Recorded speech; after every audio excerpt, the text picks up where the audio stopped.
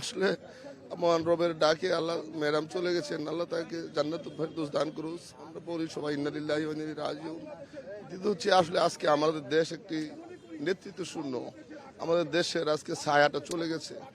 বিগত ফ্যাসিস্ট সরকার দীর্ঘ সময় তাকে এই চিকিৎসা থেকে বঞ্চিত করেছে। অনেক দুরারোগ্য ব্যাধিতে উনি আক্রান্ত ছিলেন, উনি দেশে চিকিৎসা প্রপার পান নাই, দেশের বাইরে ওনাকে যেতে দেওয়া হয় নাই। এটা আমাদের জন্য শুধু ওনাকে চিকিৎসা বঞ্চিত করেনি, আমাদেরকে নেতৃত্ব বঞ্চিত করেছে।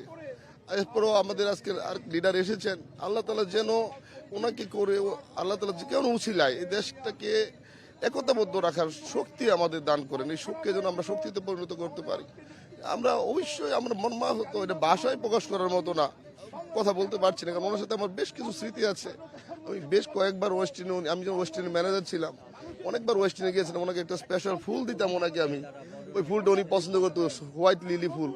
উনি যতবার দিতাম উনি অনেক ওই ফুলটা দেখে হাসতেন এবং আমাকে মাথায় ধরে উনি একবার দোয়া করেছেন। ওনার মধ্যে একটা আসলে অন্যরকম ভালোবাসা ছিল। এটা শুধু ম্যাডাম প্রধানমন্ত্রী হিসেবে না, ওনার যে ব্যবহার মানুষের সাথে, যে উনি যেভাবে কথা বলতেন এত শীর্ষ পদে থেকেও, এটা আমরা কখনো বলতে পারবো না। কিন্তু আল্লাহ তালা যেন ওনাকে জান্নাতুল ফেরদৌস দান করেন এবং দেশটাকে সুশৃঙ্খল অবস্থায়, দেশটাকে যেন কেউ এই সুযোগকে বিশৃঙ্খল সৃষ্টি করতে না পারে, এই প্রার্থনা করি মহান রবের কাছে। Thank you.